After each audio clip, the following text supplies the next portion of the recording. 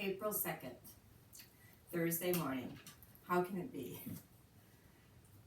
It was 4 videos ago. I started taping for Friendship International to keep my class connected. And at the time I didn't think it was going to be long going or ongoing, but it is. So I'm not sure what you did craft-wise this week. My energies were actually put into catching up on a lawn that grew quite tall, and I didn't do a lot of crafting. But what I did do is go in the closet and gather treasures. These are treasures from a long time ago, when we had our first ever sabbatical in Australia. And I had no intention of going back to 2001, but I'm almost finished with my recent vacations, and there's no better memories than a bit ago when we had our first sabbatical. What started it was I have an album of letters, and I was talking to a sister, my only sister, and we connected. First time in a long time, actually. I think this isolation, this separation from our normal group of friends has made me reflect on connections that should have never been ignored. So I found this letter, and this is what got me going into Australia. I found this letter. She wrote it to me right before we left for Australia. It's dated 6/11/01, and I was thinking, this is kind of a treasure. Do I send it to her? Do I read it to her? Do I put it in a book? And then it reminded me there were many things about our first trip. Even though I have 4 albums from Australia when we spent our year there, I had these packets of things that weren't as important but still special. And I'm trying to think of how to preserve even the letters in my memory books. So I'm going to get back to that album of letters and see what I can do with it. Meanwhile, since I have been doing pocket scrapbooking, I thought the easiest way to catch up on some of these memories that I don't want to just discard is to use pocket scrapbooking. Pocket scrapbooking still is not my preferred method of scrapbooking, but it sure gets a lot done fast.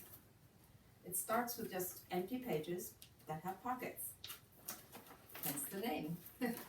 And we've been doing a class at Friendship that showed you how to augment these little pages with Picture My Life cards and journaling blocks that we talked about last week. So I have a few examples today, and then I'm going to move away from Picture My Life for a while and just get back to catching up on some scrapbooking. Now, one thing we have talked about in the past, and I want to give you another example, is how to use large pictures in your Picture My Life albums. And this is one of my favorite big pictures that I cut up. I made an 8x10 picture. There's also a 4x6 here. And I put it on a 12x12 paper. And I had to be careful because I actually cut my son-in-law's head off here. Just has their name added later with die cuts, and a little picture, a little 4x6 cut right in half. And this one, I do have the little child on top of Kyle's head, and so I decided that her head was more important than the top of his, and I sliced it right there. So when you do these pages and you're planning these bigger pictures, do consider, does it cut them off at the nose, at the neck? In this case, it was the forehead. I decided to go with it.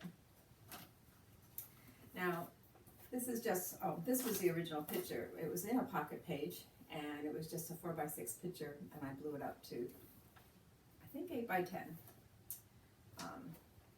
And then on the other side, this just shows you how you can use your basic pictures, but when you do have a Picture My Life card, and it says just be you, there's still a lot of blank space or white space, even though it's green, and you can put little pictures on them too. and it's a good way to use some Picture My Life cards. Here's another picture my daughter gave me of Amelia's early preschool. It was a school picture that they took. I sort of thought it was cute. I love the polka dots. So I took her picture, made it 8 by 10, and then I put her whole picture here. So again, sliced it up, still have her little hands in the pictures, even though this is sliced down them. And here's the whole picture in a 4 by 6. So don't be afraid to use different size pictures when you're using Picture My Life. There's a woman I follow on Pinterest, I think her name is Allie Edwards, and sometimes she'll have a big picture, and it'll just be her daughter's feet. It's just adorable. Last week, we talked about journaling, and I talked about going around a picture with your journaling. And this is sort of one of my favorite big pictures I've ever done. I have a flip-flap with transparent pictures made on transparency with a piece of vellum behind, and then I put the regular picture inside. But what I brought this out to show you, I have a large mat here, and I have sewing. This is one of those extra special pictures, or one of the extra special pages where I added a little bit more embellishment. And I took my journaling and I went right around the mat. On a big picture, you can also do it right around the picture. But now granted, when you're reading it, you sort of have to twist your head a little bit to see the journaling, but it's a fun way to add journaling.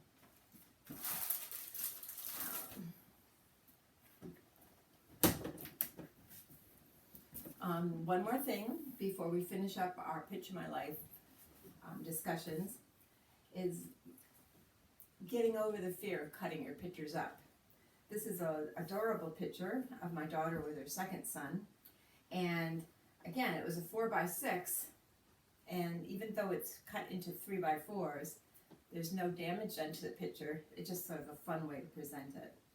And when you have big pictures, you can make them this way, and you can add flip-flops to add dimension. Let's see what else we got here. This whole album is almost all flip-flops, and I think I want to show you this because of journaling.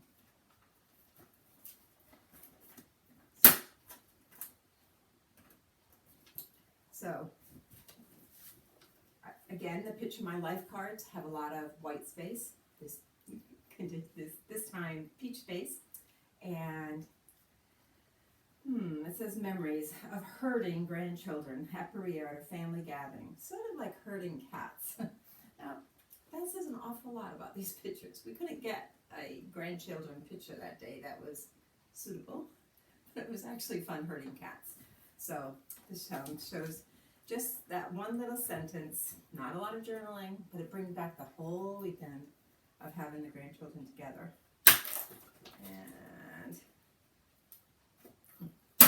one more example of cutting your pictures in half. Here's some snuggling or over snuggling brothers up at the Arboretum, and we just sliced off the hug, but included the feet to show their ages and such. So you can do just about anything with this. So what are you going to craft this week? I have some little treasures here. When I'm using my Cricut, I take all the little pieces and store them so I don't lose them. And I am planning to start doing some more Oz pictures. But I still have a couple areas in Japan I haven't covered. So when I was doing my last shop, which was over 3 weeks ago, at Joann's, they had Cricut on sale, Cricut products, and I'm going to try something I've never used before, and it is called adhesive foil. So we went to a lot of shrines in Japan, and they were very lacquered. It was just one of the most beautiful things I've seen, and very beautiful. So I thought when I made an icon page, I would use some of this beautiful metallic foil. and it's adhesive back, so you can cut it out like vinyl. Put your transfer tape over it, and then put it right onto a scrapbook page. So I'm sure we could do many other things with it, but since I'm a scrapbooker, that's what I'm going to try. So I'll show you that next week. We also spoke of journaling last week, of putting words right on your pictures by printing it out that way. And my main occupation is with crafting has been trying to keep up with my 9 grandchildren and connecting with them, since I'm not physically connecting with them like I usually do. And I started writing their name and expressions on some of the pictures I'm taking in my backyard. I am attempting to learn how to do crepe flowers, and my first one was an anemone. I was going to have it out here to show you. It's on my kitchen window. I'll bring it next week. And my first anemone bloomed in my garden, and this is a picture of it, and it just reminded me of sunshine, so I sent it to one of my granddaughters. And this Amelia makes me smile. So you can add anything to even everyday pictures in a journaling sort of way, and it will help you remember the time you're going through. Well, last week I promised you to show you my finished Yokohama page with the pretty zoo we went to, but this is what happened. My storage unit for me are bins, so I can put a project right on a bin, slide it under a table or bed, and then when I want to work on it, I can just take out that table and bring it into where I'm sitting, like watching TV with my husband or something. I'm afraid this is where Yokohama ended up. Untouched, did not inspire me last week, so you'll get to see that picture later. But that is another way of organizing that you might like. For me, as I gather products from different countries I go to or different events, I put them in just 8.5 by 11 pockets, and then they're all together. I never realized how important that was until I found this old box from 2001 when we first went to Australia. But as far as keeping what I'm working on handy, I find these boxes with trays, or even an eating tray that you use when you're ill, like a bed stand. Those work great for keeping projects separated, and then I don't have to go look for everything when I want to work on it. So I will eventually show you the rest of my Japan book, but I didn't do it this week. So I don't know what you're working on. I do find if I pick up a stamp, pick up a cutter, start playing, it does lift my mood, and I'm pretty sure that it could happen for you too. That's it for this week. Keep looking up. It's gorgeous outside. The sun is amazing, and the flowers are blooming, the trees are bursting. Everything looks gorgeous, but I know a lot of people have come down with this illness, and our prayers are with you. Our prayers of protection for others are with you also. We need to stay separate, even though it isn't the most pleasant. So use some crafting and make it more pleasant. Back to one more thing.